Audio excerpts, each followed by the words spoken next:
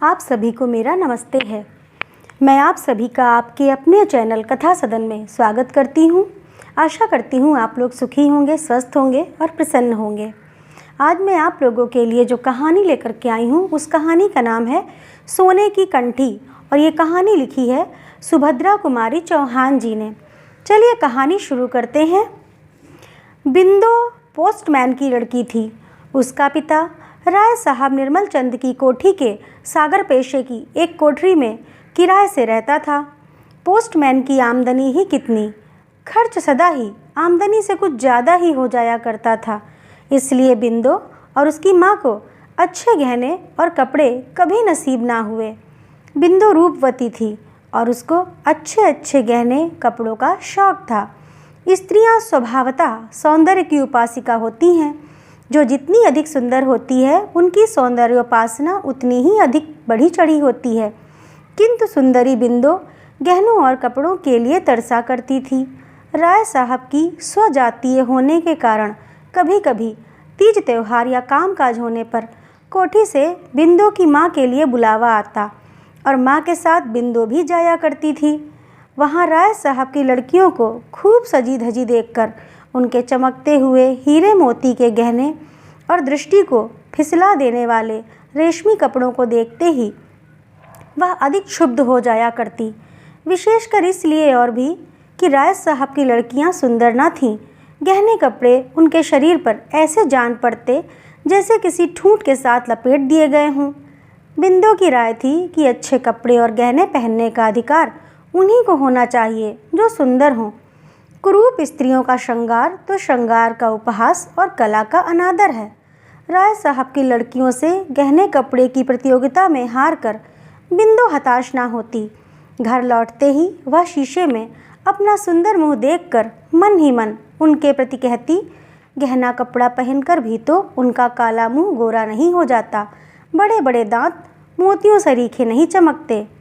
फिर एकाएक वह दीर्घ निश्वास के साथ शीशे के सामने से दूर चली जाती, मानो यह सोचती कि विश्व के सारे सौंदर्य की वस्तुएं केवल उसी के लिए बनाई गई थीं, किंतु निर्माता की भूल से वह उससे दूर रख दी गई हैं। राय साहब की लड़कियों के पास तो वे सौंदर्यवर्धक वस्तुएं अनावश्यक ही हैं। उनसे उन लड़कियों के सौंदर्य की वृद्धि तो नहीं हो पाती। हाँ, उन वस्तुओं का सौंदर्य अवश्य घट जाता है। बिंदु को एक आशा थी। वह सोचती थी कि विवाह के बाद मुझे भी बहुत से गहने और कपड़े मिलेंगे, जैसे दूसरी विवाहिता लड़कियों को मिला करते हैं। उनके समान मैं भी अपने घर की मालकिन बनूंगी। मेरे वे भी बहुत सा रुपया लाकर मेरे हाथों में रख दिया करेंगे और तब मैं भी मनमाना खर्च करूंगी। बाजार में कोई अच्छा कपड़ा या गहना देखते ही वे मेरे लिए खरीद लावेंगे और मैं उसी अभिमान से पहनूंगी जैसे ये पहनती हैं। किसी के पूछने पर मैं जरा संकोच और सलज्ज भाव से कह दूंगी कि यह गहना या कपड़ा तो खुद वे ही अपनी पसंद से मेरे लिए खरीद लाए हैं। उसे विश्वास था कि जब विधाता ने उसे सुंदरता देने में इतनी उदारता की है, तब ये गहने कपड़े की इच्छा भी एक ना एक दिन अवश्य पूरी होगी। वह उस दिन की प्रतीक्षा बड़ी लगन से किया करती। धीरे धीरे बिंदु सयानी हुई और उसका विवाह हो गया। किंतु निर्धन की बेटी भला धनवान के घर कैसे ब्याही जाती। मित्रता, बैर और विवाह सगाई तो अपनी बराबरी वालों में ही शोभा देते हैं। तात्पर्य यह कि बिंदु के गहने कपड़ों की प्यास ज्यों की त्यों बनी रही। विवाह के समय कुछ गहने और कपड़े आए अवश्य थे, किंतु ससुराल पहुंचने के बाद ही वे एक एक करके किसी न किसी बहाने से ले लिए गए। बिंदु समझ गई कि वे गहने उसके नहीं हैं। बेचारी जी मसोस कर रह गई और करती भी क्या। बिंदु की ससुराल में खेती बाड़ी होती थी। परिवार बड़ा था। बिंदु की 2 जेठानियाँ थीं और एक अविवाहित देवर। 3 भाई तो खेती का काम मन लगाकर करते थे, किंतु बिंदु के पति जवाहर का मन खेती के कामों में ना लगता था। वह स्वभाव से कुछ शौकीन था। उसकी गाने बजाने की तरफ विशेष रुचि थी। कुश्ती लड़ने और पहलवानी करने का भी शौक था। गठे हुए बदन पर सदा मलमल या तंजेब का कुर्ता रहता। घुंघराले बाल सदा किसी न किसी सुगंधित तेल से बसे रहते। स्वभाव में आत्माभिमान की मात्रा भी अधिक थी। वे कुछ ना कमाकर भी घर भर पर अपना रोब जमाते रहते।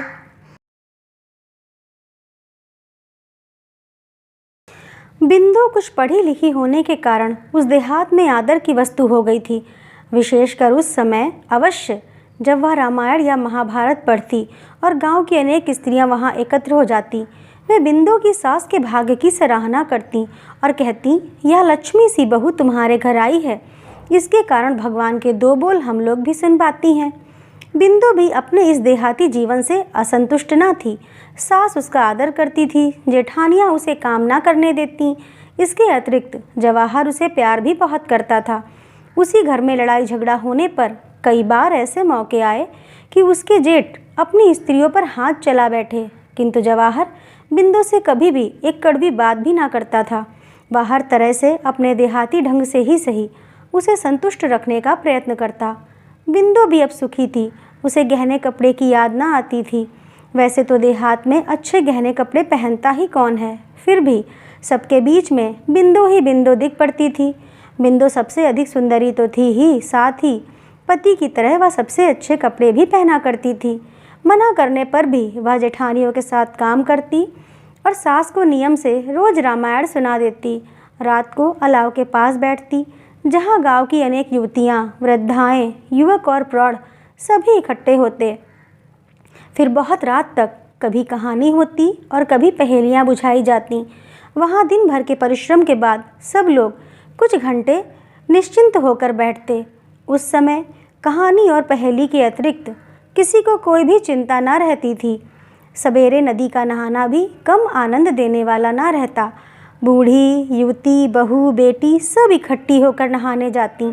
रास्ते में हंसी मखौल और तरह तरह की बातें होती। बिंदु भी उनके साथ जाती।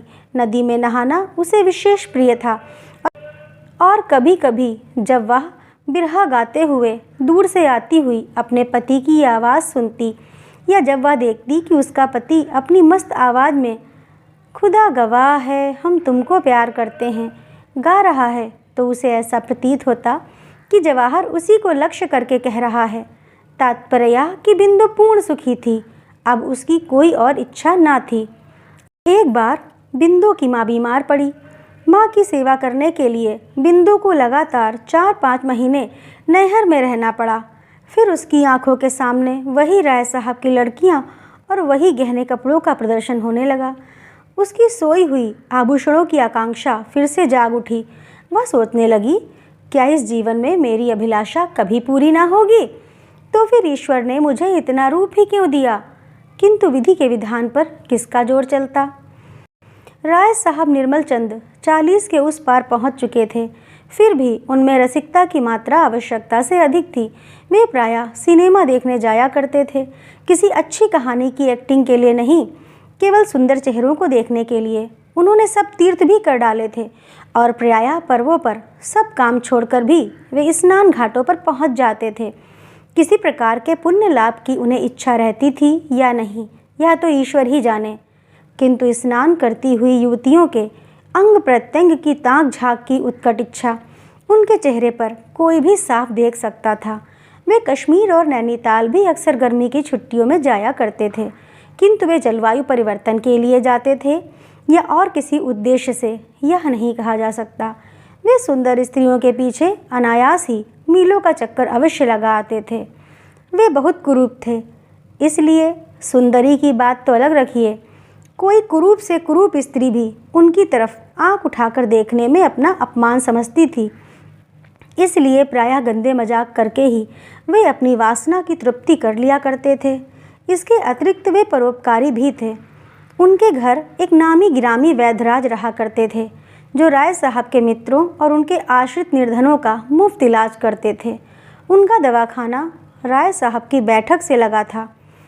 मरीज को दवा लेने के लिए राय साहब की बैठक से होकर ही वैद्यराज के पास जाना पड़ता था। बिंदु की माँ का इलाज भी यही वैद्यराज करते थे।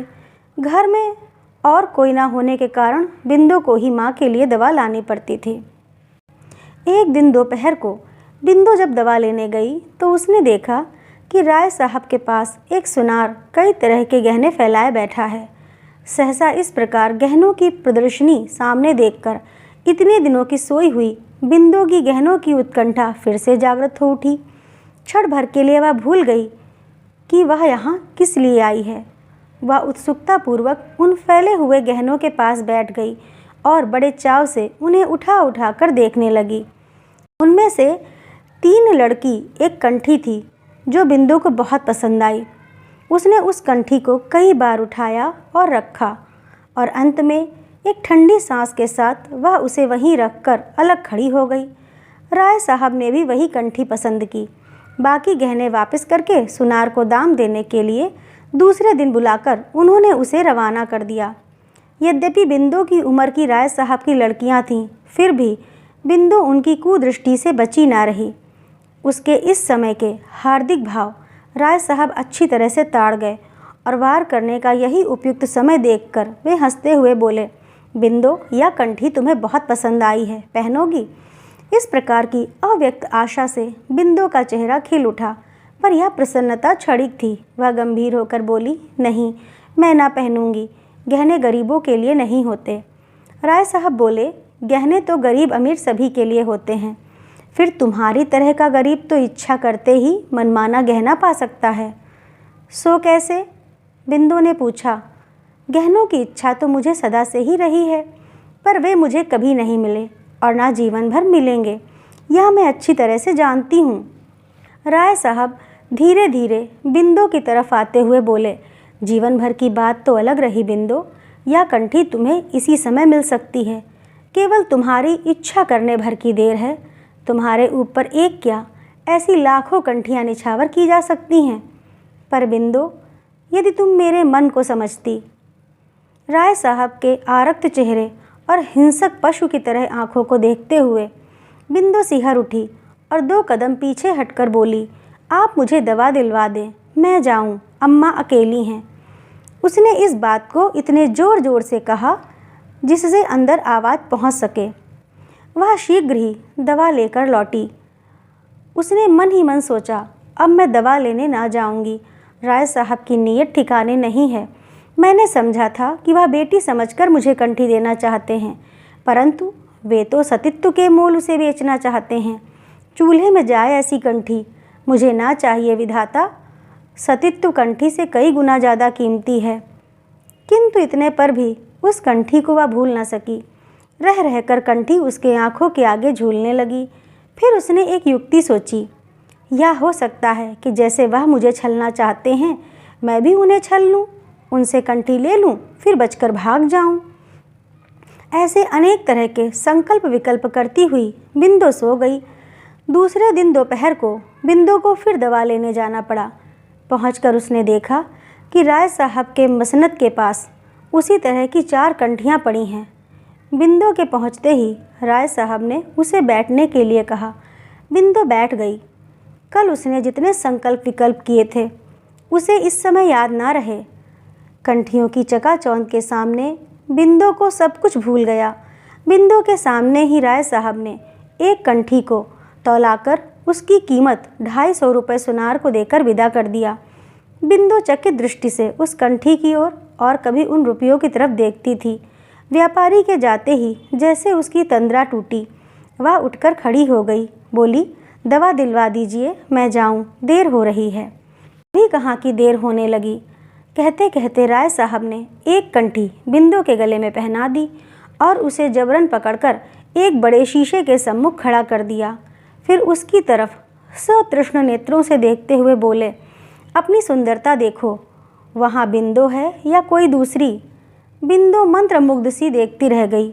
वह अभी राय साहब की किसी बात का उत्तर भी न दे पाई थी कि इसी समय उन्होंने अपने बड़े बड़े दांतों वाला मुंह बिंदु के होंठों पर धर दिया। बिंदु को जैसे बिच्छू ने डंक मार दिया हो। वह घबराई, किंतु कुछ वश ना चला। इस प्रकार कुछ 2 कंठी के लालच में और कुछ राय साहब की ज़बरदस्ती के कारण उस दिन दोपहर के सन्नाटे में अभागी बिंदु अपने को खो बैठी। बेचारी को उस कंठी की बहुत बड़ी कीमत देनी पड़ी, परंतु उसके बाद फिर राय साहब के घर दवा लेने कभी ना गई। उसके कुछ ही दिन बाद बिंदु ससुराल चली गई और उस कंठी को भी वह सबसे छिपाकर अपने साथ ले गई। ससुराल में लोगों के पूछने पर उसने यही बतलाया कि यह कंठी उसकी माँ ने उसे दी है, किंतु बिंदु ने उसे कभी पहना नहीं। पति की आग्रह करने पर जब कभी वह उसे घंटे आध घंटे के लिए पहनती थी तो ऐसा मालूम होता था जैसे काला विषधर उसके गले से लिपटा हो। कंठी को देखते ही प्रसन्न होने के बदले वह सदा उदास हो जाती थी। बिंदु के पति और जेठों में अनबन हो गई। भाई भाई अलग हो गए। दूसरे भाई तो खेती करके खुशी खुशी आराम से रहने लगे, किंतु जवाहर से खेती का काम नहीं होता था, जिसका परिणाम यह हुआ कि सब लोग तो 4 पैसे कमाकर गहने कपड़े की फिक्र करने लगे। इधर जवाहर के घर फाके होने लगे। अभिमानी स्वभाव के कारण जवाहर अपनी विपत्ति भाइयों पर प्रकट न होने देता। अब पहलवानी छूट गई। मलमल तंजेब के कुर्ते मैले दिखने लगे। सिर में तेल भी कहाँ से मिलता जब खाने के लिए घर में अन्न का दाना भी ना रहता। बिंदु से पति का कष्ट देखा न गया और उसने एक दिन कंठी निकालकर पति को बेचने के लिए दे दी। जवाहर बड़ी प्रसन्नता से कंठी लेकर सराफे की ओर गया, पर थोड़ी देर के बाद उसने लौटकर निराशा से कहा, यह तो मुलम्मे की है, यानी कि नकली। बिंदु यह सुनकर सर थामकर बैठ गई, मानो उस पर वज्र गिर पड़ा हो। तो दोस्तों, कैसी लगी आप लोगों को यह कहानी? अच्छी लगी हो तो लाइक करिए, शेयर करिए और ऐसी ही और कहानियों के लिए मेरे चैनल को सब्सक्राइब करिए। धन्यवाद।